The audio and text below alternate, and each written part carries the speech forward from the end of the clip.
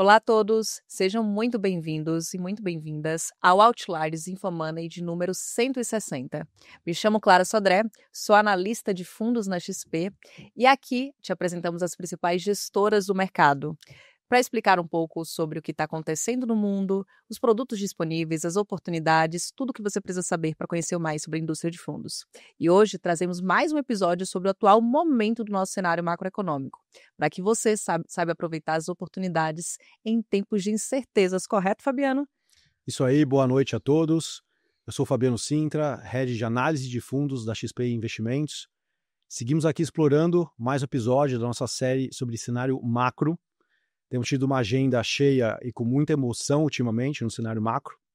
Nos últimos dias, nós vimos a agência Moody's rebaixando a nota de crédito dos Estados Unidos, citando muitas preocupações sobre o crescente déficit fiscal do país e também os custos elevados de financiamento da sua dívida pública.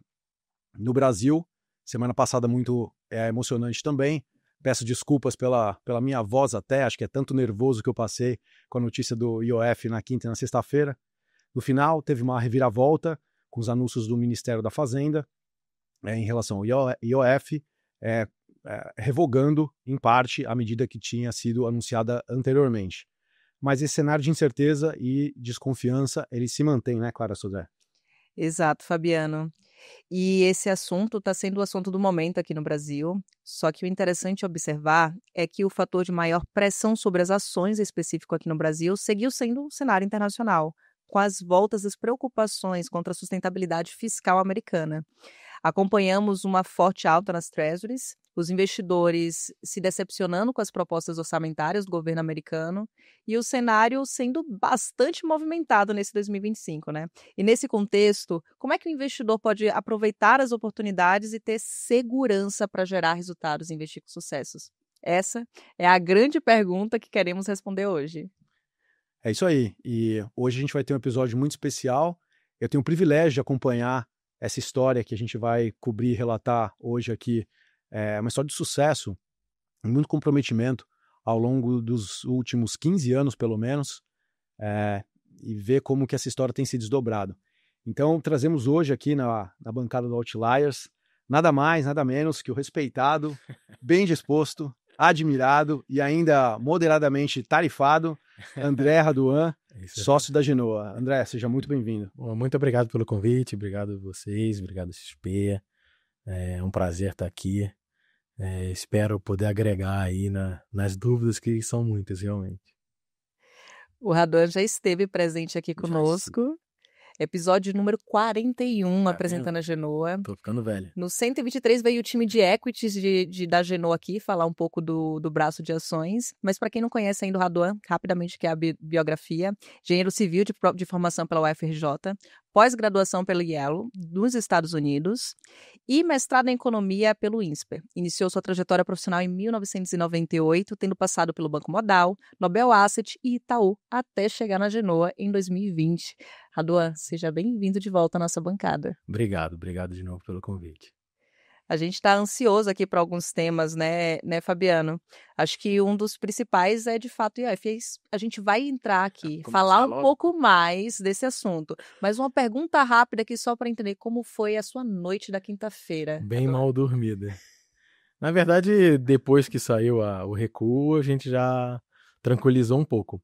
Mas ia ser uma pancada difícil de recuperar. Ainda bem que houve esse recuo, sensibilizou o Ministério da Fazenda para fazer esse recuo. Mas foi momentos estressantes, bastante estressantes. Vamos falar mais a respeito ao longo do episódio. Vamos tentar extrair do Raduan aqui um pouco mais de insight sobre esse episódio do IOF no Brasil. Mas para a gente começar falando de mundo, Raduan, eu queria começar debatendo sobre o tema fiscal, né? A gente fala bastante de fiscal no Brasil. Impacta a bolsa, o que está sendo feito pelo governo, o que não está. Mas, de fato, surgiu uma notícia, surgiu uma preocupação, tem sido cada vez mais presente, sobre o cenário fiscal americano. Quem diria, né? A maior economia do mundo, o melhor pagador do mundo, tomou um downgrade, nota de crédito rebaixada pela Moody's de AAA para AA1, e citando nesse parecer da Moody's, uma preocupação crescente com o déficit fiscal, né, com os custos elevados de refinanciamento da dívida. Se eu tiver com os números mais atualizados, a dívida americana já passou dos 36 trilhões de dólares. Mais 100% do PIB. Sim. Mais de 120% do PIB, né? E é algo que, mesmo para o bom pagador, começa a levantar algum tipo de preocupação. Como que você avalia, de fato, um assessment, bola no chão, né? Essa preocupação? É justificado? O governo está tomando as medidas que são necessárias para cortar gastos? A mesma austeridade que se espera de um governo como o brasileiro se aplica também para o governo americano? Como que você avalia esse downgrade da Moody's?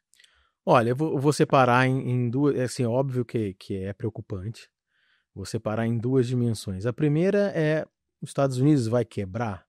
Não existe essa possibilidade, porque ela é a moeda forte, tá? Precisaria ter um rearranjo global de tornar o dólar não uma moeda de safe haven. Isso aí a gente, eu acho que estamos longe ainda. Outra dimensão é quanto que vai ser necessário para os Estados Unidos se financiar, né? Então, quanto que ele vai precisar fazer as emissões. E sim, aí preocupa bastante, porque você está numa trajetória de dívida insustentável, está subindo quase 10, 15 pontos por década, de um nível mais alto. Você, desde o Covid, é um fenômeno que é meio global, mas os Estados Unidos mudou bastante a direção. A gente entrou no cenário, no governo Trump, imaginando um cenário de fiscal mais contracionista, principalmente ajudado pela arrecadação das tarifas. Com a lei que agora está passando, parece que está ficando mais cara de neutro. E o neutro nesse ponto é ruim, porque você está com uma dinâmica de dívida ruim. A gente estima que você precisaria estar melhorando o seu superávit, melhorando a dívida como um todo, a déficit como um todo, em 2,5 a 3 pontos, para você começar a achar uma estabilidade. Mudou muito de 2, 3 anos atrás? Também não, tá? Já era meio ruim. Acho que existia a expectativa que se fosse feita uma correção de rota. Essa correção não está acontecendo, pelo menos até o final do governo Trump não parece que vai acontecer. Então, assim, você vê as treasuries mais longas pressionadas. A gente até estima que esse saldo você vai arrecadar bastante com as tarifas e vai ter o tax exemptions do outro lado. Esse saldo é marginalmente contracionista, tá? É meio 0 a 0. Você arrecada de tarifa, mas você liberou impostos, né? Você diminui impostos. Mas assim, entrou principalmente no radar, eu acho, em cima de um outro tema, que é essa realocação de recursos, né? Então você tinha uma questão fiscal que estava ruim, mas era o ruim de sempre. Existia a expectativa que fosse melhorar, não melhorou, e você adicionou aí uma certa, pelo menos uma ideia do mercado, que você vai começar a ter realocação para fora dos Estados Unidos, né? Os Estados Unidos passou os últimos anos atraindo muito capital, tanto na parte de renda variável como na renda fixa. Agora, pelos movimentos do governo, do Trump, você começa a ver. Eu acho que não vão mexer no estoque, tá? Assim, as pessoas não vão chegar e simplesmente tirar do... Mas você mexe um pouco nos hedges, nos fundos que são mais ativos, mexe no hedge, fica um pouco mais em euro. E o fluxo adicional, eu acho que vai ser menor, tá? Assim, a China vai trazer tanto recurso para os Estados Unidos, Europa. Então, acho que somou as duas coisas e gerou esse estresse adicional, tá? A história, mas assim, a história é ruim americana. Assim, eles precisam fazer um ajuste fiscal, não está em pauta até 2028. E no final das contas, vale a pena olhar para a trajetória da dívida. Sim. Também, né? Você está comentando de alguns componentes que somam praticamente zero, né? Que é o aumento da arrecadação por conta das tarifas. Na outra ponta, você tem isenção de impostos em alguns setores. Isso. Acho que teve um fator, não sei até que ponto que isso era esperado, mas a curva de juros americana aumentou. Sim. Né? Então abriu, então os custos da dívida vão aumentar. O déficit nominal piora. No final de todo esse imbróglio, de todos esses componentes e vetores somados, foi bom para os Estados Unidos? Está dando certo? É uma forma de endereçar a dívida ou ainda não vai ser suficiente? Não, ela está longe de ser suficiente. Ela continua na mesma trajetória que está. O que está saindo do governo Trump é mais ou menos essa trajetória que a gente vinha de 10, 15 pontos cada década, tá? De aumento. Então é ruim ainda. A gente precisaria fazer. Só que eles estão passando uma bill agora que vai até 2028.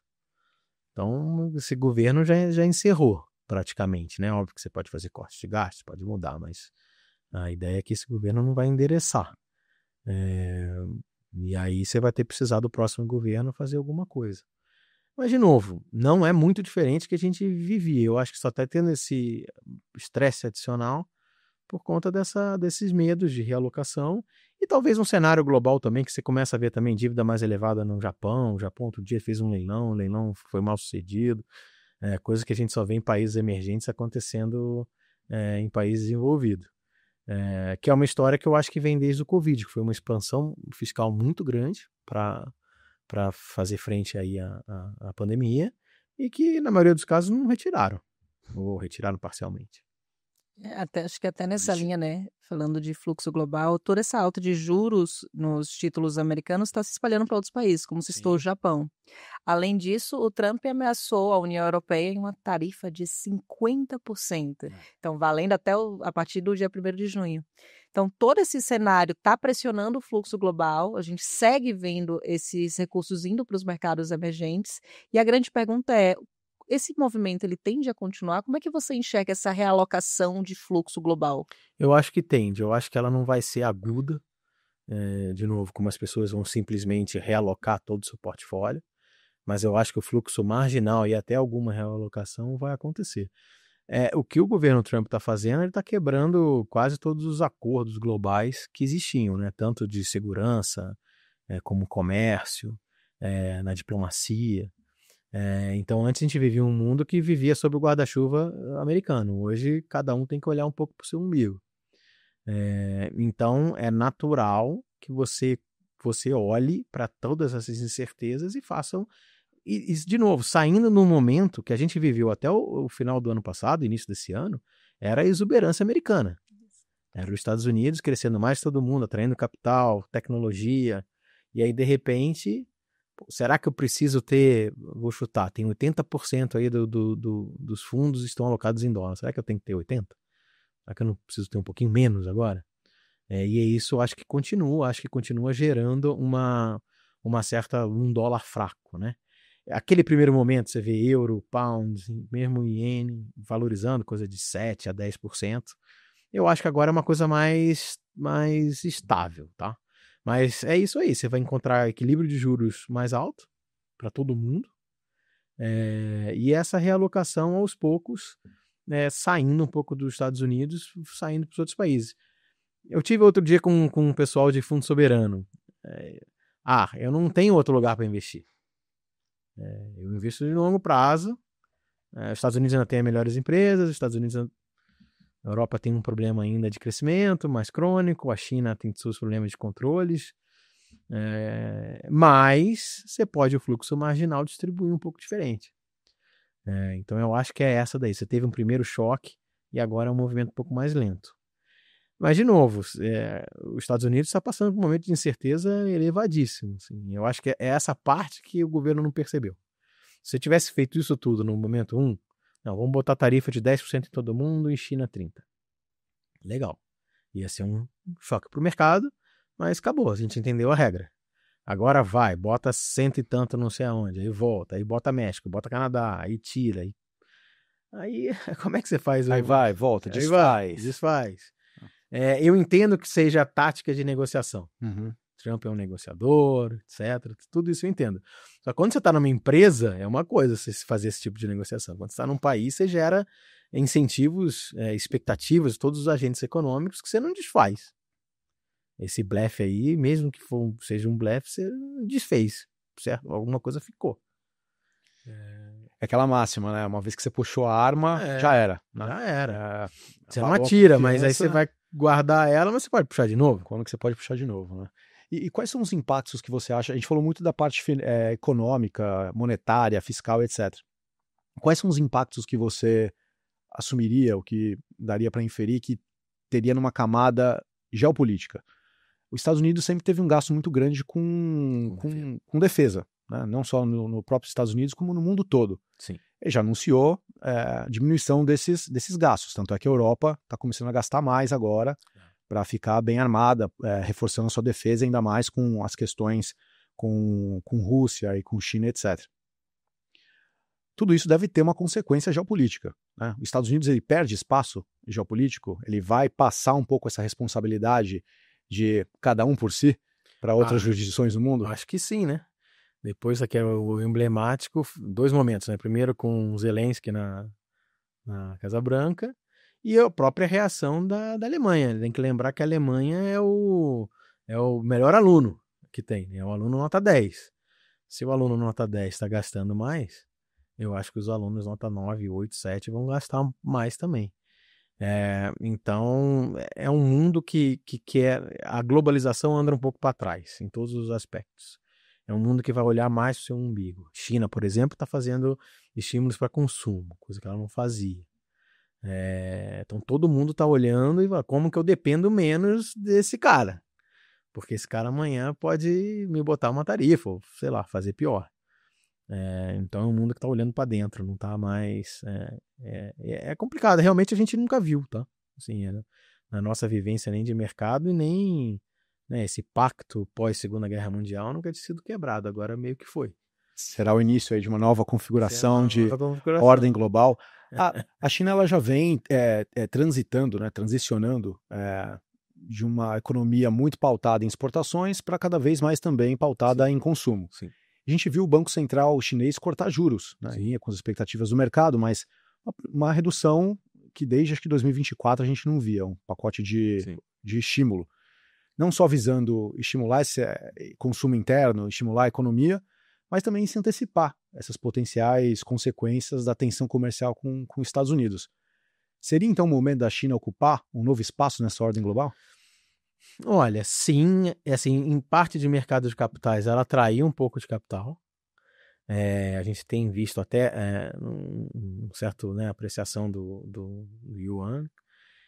Mas eu acho que nos termos mais gerais é difícil, né? A China também ainda é um país ditatorial, comunista. Eu acho que é complicado também ela ganhar esse papel de safe haven no mundo. Existem vários controles de capitais para a população. Então, nesse caso, eu acho que não. Mas você tem, assim, eu acho que a China, primeiro, ela também tentou sair do problema de crescimento crônico que ela tinha via exportação, ainda está tentando. Ela investiu muito na transição energética, os carros e bateria e afim. Só que agora ela tem que fazer mais coisa. Então ela está começando a tentar introduzir aumento de serviços, aumento de consumo, e acho que vai fazer de uma maneira mais rápida. Então eu não acho que a China vai tomar o papel dos Estados Unidos, acho que não. Não vai ser o safe haven do mundo.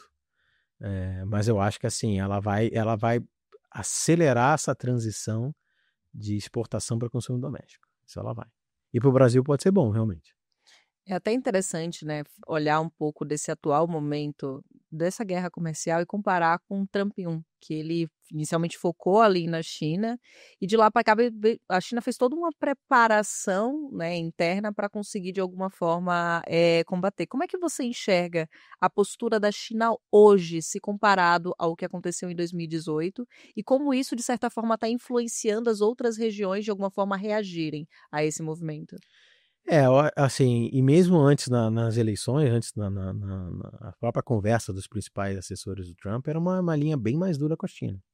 Eles entendem a China como o principal competidor, não só em comércio, mas também mesmo bélico.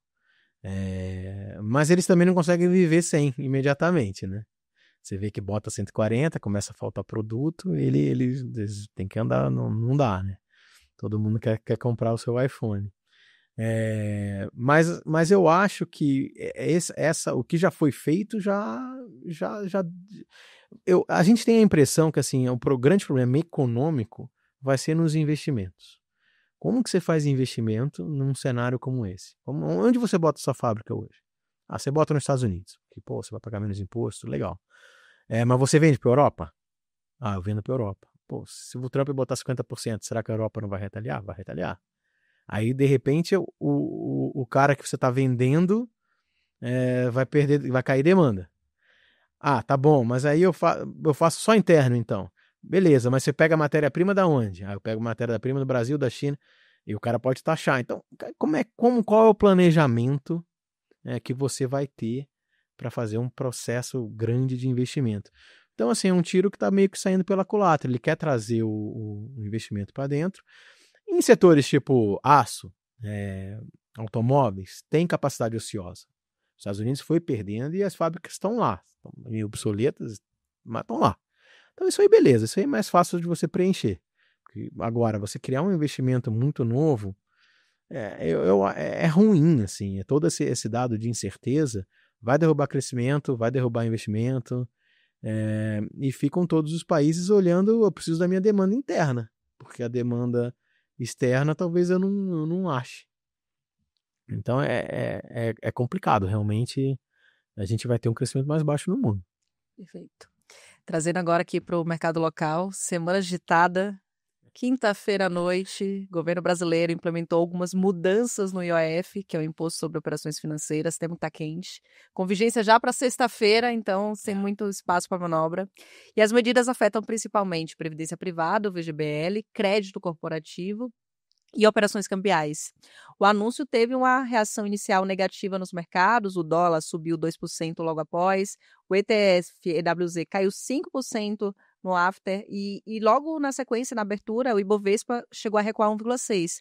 Só que o governo ele recuou parcialmente e, querendo ou não, todo esse fluxo estrangeiro acabou pesando e trazendo uma maior calmaria para o mercado. Como é que você enxerga, Raduan, esses impactos dessa medida adotada pelo governo e o que esperar desse cenário atual para o mercado brasileiro?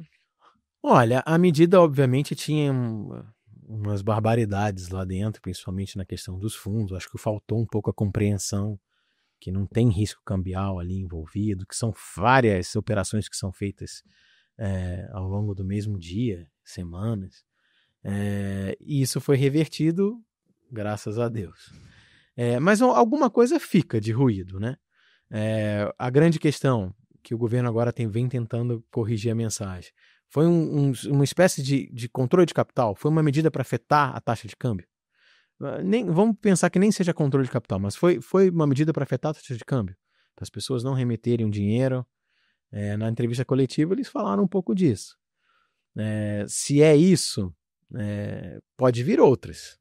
Se o câmbio estressar, vem alguma. Eles estão, obviamente, agora falando que não, foi uma questão simplesmente fiscal, era um processo que a gente precisava ter uma arrecadação, essa foi a arrecadação, a medida escolhida para melhorar o fiscal. E foi escolhida porque você faz via decreto, você não precisa do Congresso, mas assim, não tudo que você faz via decreto e vale no dia seguinte, não teve a conversa com os participantes, não teve a conversa com a sociedade, então ela às vezes vem errada mesmo. Graças a Deus, de novo, eles recuaram, acho que foi bom ter tido o recuo rápido, mas alguma fricção aí, a história da arma vai ficar. Eu acho que a gente pode ter uma oportunidade agora de tentar melhorar a legislação para prevenir esse tipo de coisa. A Cassiana, que é a minha amiga lá do JP Morgan, economista-chefe, Cassiana Fernandes, está propondo que todas as medidas que sejam ligadas a IOF, câmbio, passe pelo CMN, que é o Conselho Monetário Nacional, que inclui Fazenda, Planejamento e Banco Central. Mas aí pelo menos você tem que passar pelo Banco Central, para o Banco Central também dar seu voto. Eu acho que pode ser uma melhora institucional relevante.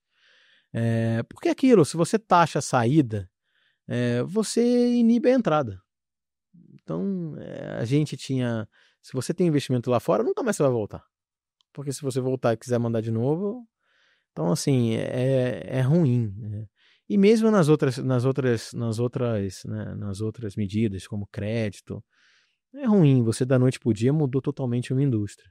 Você mudou o GBL. Assim, essas canetadas lembram um pouco lá aquele período Dilma que a gente viveu, que existia várias canetadas em vários setores da economia.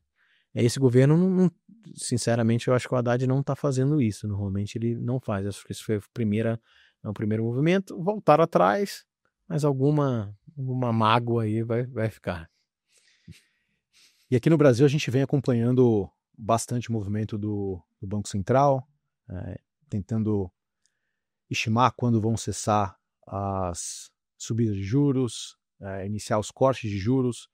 Mas, por outro lado, a gente vê uma série de iniciativas do governo de intervenções com grande potencial inflacionário, né? Então, não foi só esse coelho da cartola do IOF. A gente viu a liberação dos recursos para a FGTS, que foi anunciada, o crédito consignado privado, a pauta de isenção do imposto de renda para um determinado público, parece vir na contramão, né, de um aperto monetário, na verdade, uma expansão fiscal. Todas essas intervenções, elas acabam atrapalhando ou acabam gerando algum tipo de questionamento do mercado. O arrefecimento do dólar tinha aliviado um pouco a curva de juros, né? Agora, com todas essas notícias e potencial inflacionário, fica o ponto de interrogação. Como que você tem avaliado essa balança ou esse mix na trajetória da inflação no Brasil e na trajetória da curva de juros? Tá. É exatamente isso que você comentou. Você tem, de um lado, pisando no freio a política monetária, já está em 14,75, é restritivo para todos os parâmetros, olhando para trás para o Brasil, olhando para frente, olhando para o lado, é restritivo, sem dúvida. Tem tido alguns sinais de impacto incipientes ali no mercado de crédito, que mostra que a política monetária está funcionando, né? Está fazendo seu efeito. Ela é ligeiramente mitigada, na nossa opinião, pelo financial deepening que está acontecendo na economia. Então você vê, por exemplo, um gráfico simples de quanto que está a taxa de juros em relação a novas concessões de PJ, incluindo o mercado de capitais. Sei com esses juros, no passado, isso era para ter desacelerado muito mais as concessões, tá? Então, esse processo de financial deepening, aumento das debêntures, do mercado de capitais, ele é ótimo, super, super importante, saudável, vai aumentar a potência política monetária na frente, mas no curto prazo ele entope um pouco esse canal, tá? E parece que ele está um pouco entupido, não quer dizer que está totalmente. Na PF também acontece um movimento um pouco menor, de menor intensidade, mas também acontece. A gente já está vendo todo um mercado de FDIC que cresceu. A gente, né, você está vendo diversas, mesmo a competição bancária, com os bancos digitais. Então você está vendo aí um financial deepening que está mitigando um pouco a política monetária, mas ela está apertando no freio. Só que aí você tem do outro lado todo o resto. É tipo um cabo de guerra que tem um de um lado e 30 do outro. Esse um aí é forte, beleza. Mas aí você citou algumas, mas foi Minha Casa Minha Vida, que você teve o 4, o FGTS, você tem um aumento do BNDES ainda não nos desembolsos, né? Mas nas aprovações que vai acontecer ao longo do final desse ano até o ano que vem. Você tem uns estados e municípios que hoje têm um orçamento muito grande. É natural que no ano eleitoral eles gastem mais, é o ciclo político normal. Pé de meia, agora está sendo o Vale Gás. Tem a medida agora, provavelmente, que vai aparecer para crédito de moto. Então é tudo para o outro lado. O fiscal, você tem um arcabouço que está limitando o crescimento das despesas em 2,5%. Então o expediente tem sido usado nessas coisas que você consegue fazer, vamos chamar parafiscal, né? E aí, assim, é difícil você mensurar quem que vai ganhar, tá? A nossa avaliação é que ganha ligeiramente o política monetária, tá? A gente acha que o PIB vai crescer perto de 2 a 2,5, com uma demanda doméstica um pouquinho abaixo de 2. Então, provavelmente, você vai ter uma ligeira alta de desemprego marginal, e abrir um pouco o hiato que a gente tem visto, né? Mas os riscos estão todos para o outro lado. Eu tenho essa questão, o presidente do Banco Central que tem ido super bem, tá? Eu acho que o mercado tinha muita dúvida como ele seria, entrou todo sendo questionado por foi uma indicação política, mas está se provando bastante independente. Mas eu acho que sim, ele tem essa questão que sempre ele coloca de você não pode tomar um antibiótico porque você acha que você vai ficar doente lá na frente. Assim, Thiago Berriel, como amigo também, falou muito bem na sexta-feira, assim, a gente trabalha com riscos. Essa é a vida de qualquer um. O Banco Central também. E você sabe que você vai ver para frente umas eleições. Se via de regra, em eleição aumenta o gasto. Não é governo de direita, esquerda, cima, baixo, todos aumentaram. No Brasil e no mundo.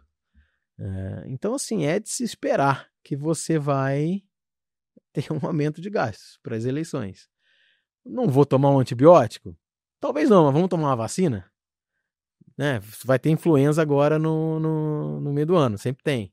Quem pode toma vacina da influenza. Então, respondendo à questão específica do Banco Central, eu acho que eles deviam ainda prolongar esse ajuste de juros, tá?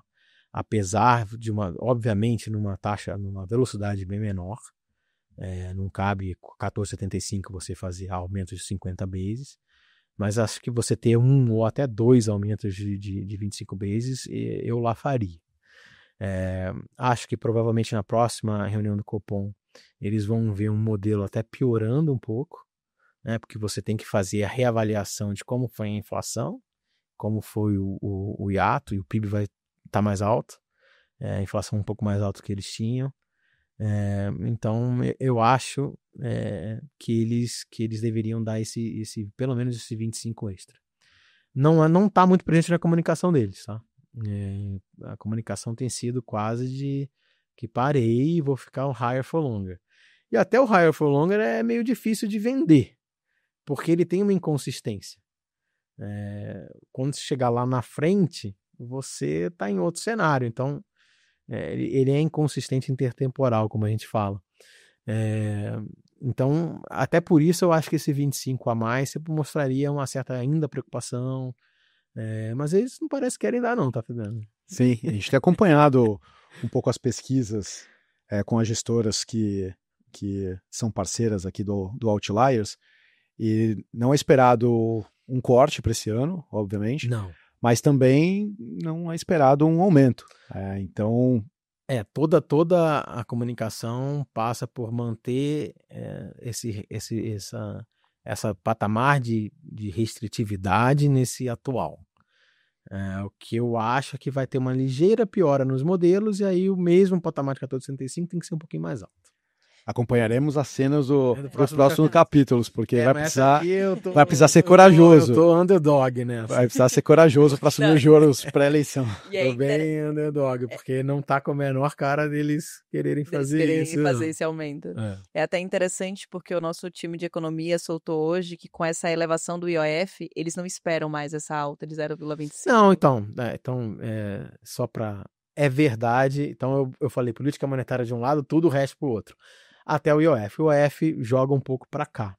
É difícil fazer essa mensuração. A gente estima que algo seja como 25 bases de Selic. Mas é muito difícil, porque assim, o mercado normalmente encontra alternativas, né? Então, para você fugir talvez do empréstimo de curto prazo, você faça um empréstimo via, sei lá, mesmo FDIC, você dá normalmente o mercado acaba... Esse impacto parece ser um impacto se tudo se mantiver constante. Mas é aquilo, assim, a gente está com desemprego no menor nível de todos os tempos. A gente tem uma inflação elevada, principalmente em serviços, que é mais tique, né? É mais difícil de desacelerar. Você tem expectativas bem desancoradas. É um momento, assim, olhando os riscos, eu acho que o risco, vou olhar o IOF. Tá bom. Eles olharam o consignado? Eles deram downplay no consignado.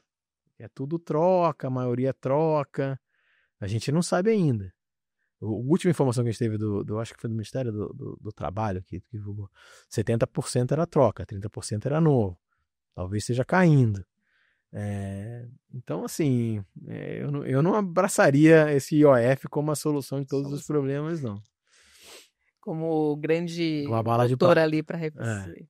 Mas, sem dúvida, ele é contracionista. Esse sim é contracionista. Excelente. Vamos falar um pouquinho de posicionamento?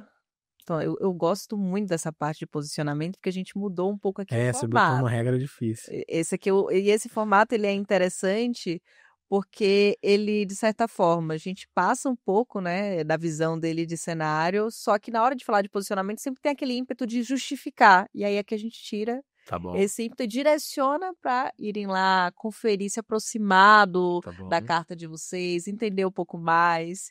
E aí, na última vez que a gente fez esse quadro, eu utilizei aqui algumas nomenclaturas que são um pouco mais difíceis para o investidor que está começando a investir. Por exemplo, Tá. posição aplicada, posição tomada. Ih. E aí eu queria mudar um pouco e aí falar, só usar comprado e vendido. Bora?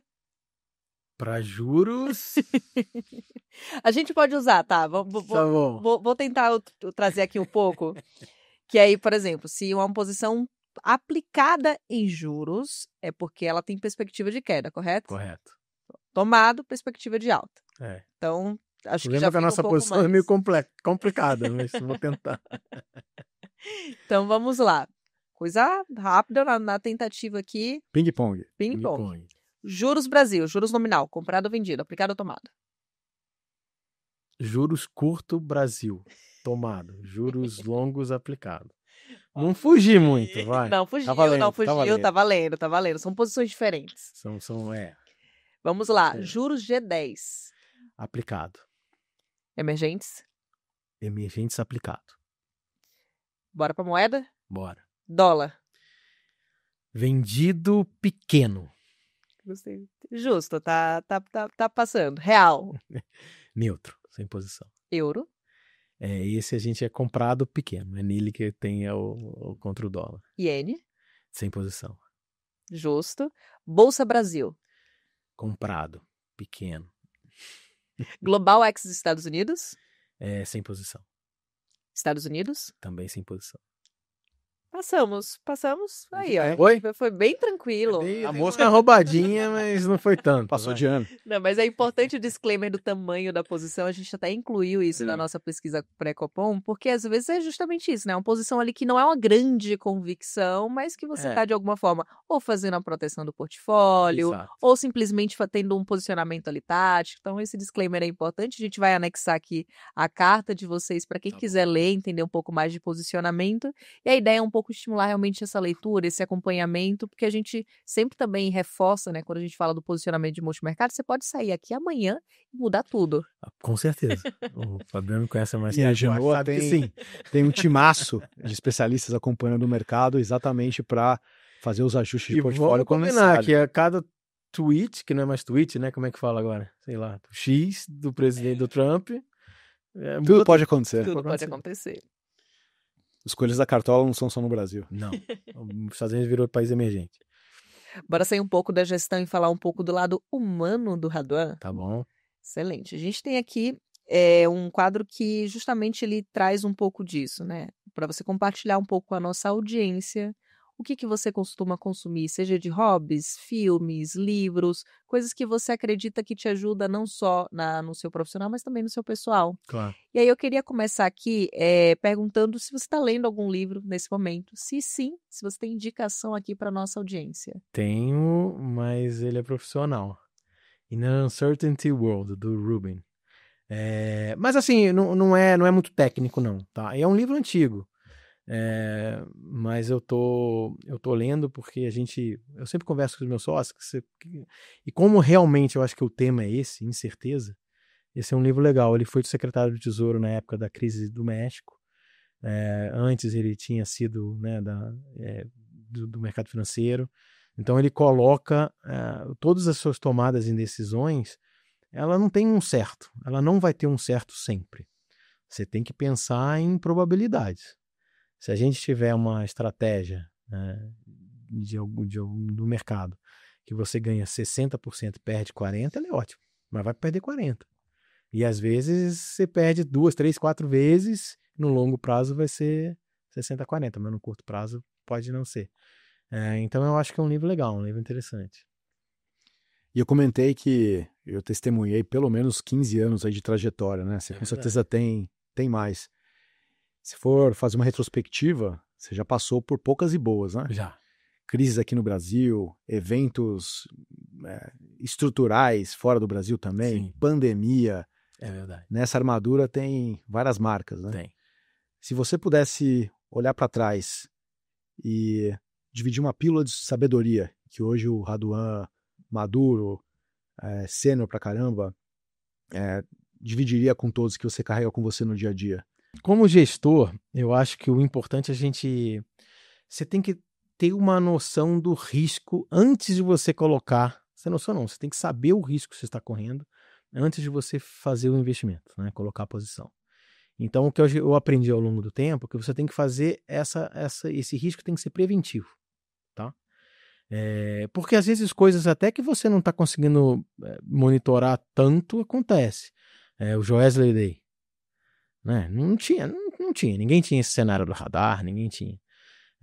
Mas você poderia traçar outros paralelos, sei lá, a greve do caminhoneiro. Então, o que eu acho, como que eu aprendi bastante como gestor, principalmente no Itaú, foi isso, olhar o risco de uma maneira que ele não seja só aquele risco punitivo. Eu posso ir até onde? Não, vamos olhar, vamos analisar qual o melhor risco-retorno.